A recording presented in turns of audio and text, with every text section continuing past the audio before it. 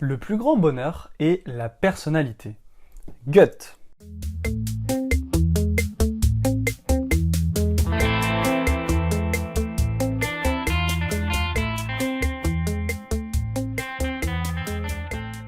Salut à tous, vous êtes sur la chaîne du blog Synopsis, un blog pour prendre du recul sur soi et sur le monde qui nous entoure afin d'être plus heureux.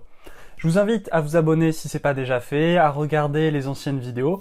Aujourd'hui, on se retrouve pour l'épisode numéro 6. Un autre auteur, Gustave Flaubert, dans une lettre à Louise Collet, souligne le noyau d'égoïsme qui sous-tend les hommes, dans la poursuite de leurs aspirations personnelles. Je vais vous lire un passage. Depuis le crétin qui ne donnerait pas un sou pour racheter le genre humain, jusqu'à celui qui se jette sous la glace pour sauver un inconnu, est-ce que tous, tant que nous sommes, nous ne cherchons pas, suivant nos instincts divers, la satisfaction de notre nature? Il reprend ensuite. Saint Vincent de Paul obéissait à un appétit de charité, comme Caligula à un appétit de cruauté. Chacun jouit à sa mode et pour lui seul. Il y a là la différence des prodigues et des avares. Les premiers prennent plaisir à donner, les autres à garder. Alors, si vous comme moi, vous savez pas exactement qui c'est Saint Vincent de Paul, en fait, c'était un prêtre au XVIIe siècle qui a œuvré pendant toute sa vie pour soulager les gens de la misère. C'est un peu, je sais pas, comme l'abbé Pierre qu'on pourrait mieux connaître aujourd'hui. Bon, les histoires sont quand même complètement différentes. Revenons à ce qui vient d'être dit. Être heureux, c'est avant tout satisfaire les besoins et les aspirations de notre être. Un homme bavard se cherchera des amis, tandis qu'un homme silencieux cherchera la solitude. Comme les oiseaux vivent dans l'air et les poissons dans l'eau, chacun doit évoluer dans l'atmosphère qui lui convient. Cette phrase est signée Frédéric Lenoir. Certains aiment le bruit de la ville, d'autres la campagne et son calme, ou bien encore certains aiment les deux. Certaines personnes sont plutôt dévouées pour des activités manuelles, d'autres intellectuelles, relationnelles ou bien artistiques. Nul ne pourra être heureux s'il veut aller à contre-courant de sa nature profonde.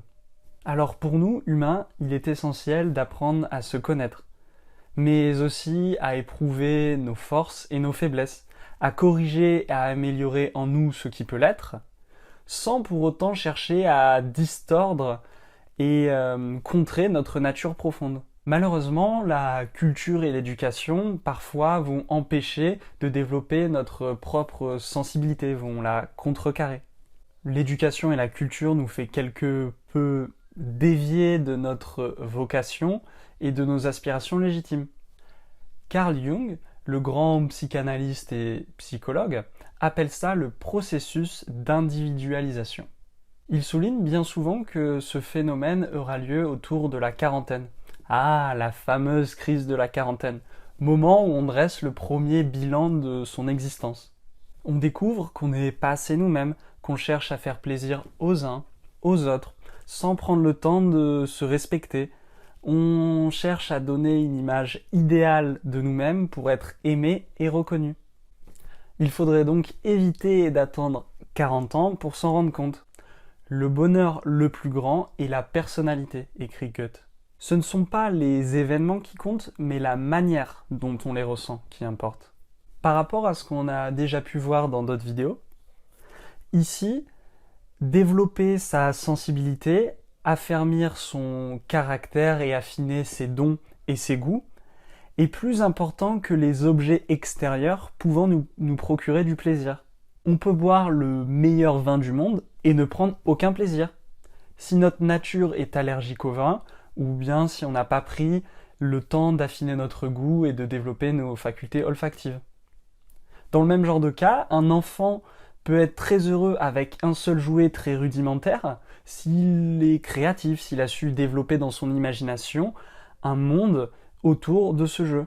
Tandis qu'un autre enfant pourrait être malheureux avec la même chose, parce qu'il lui faudra 100 jouets pour pouvoir être heureux.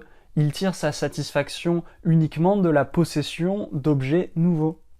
Donc une petite vidéo plus courte pour vous montrer que le bonheur consiste à vivre selon sa nature profonde. En développant sa sensibilité, on pourra mieux jouir de la vie et du monde qui nous entoure et de ce qu'il a à nous offrir. Je ne suis pas de ceux qui, dans le développement personnel, veulent directement vous changer. Prenez du recul et plutôt apprenez à vous connaître. Cela semblait être important d'être souligné avant la vidéo qui arrive demain. En attendant, abonnez-vous et je vous dis à demain. Ciao!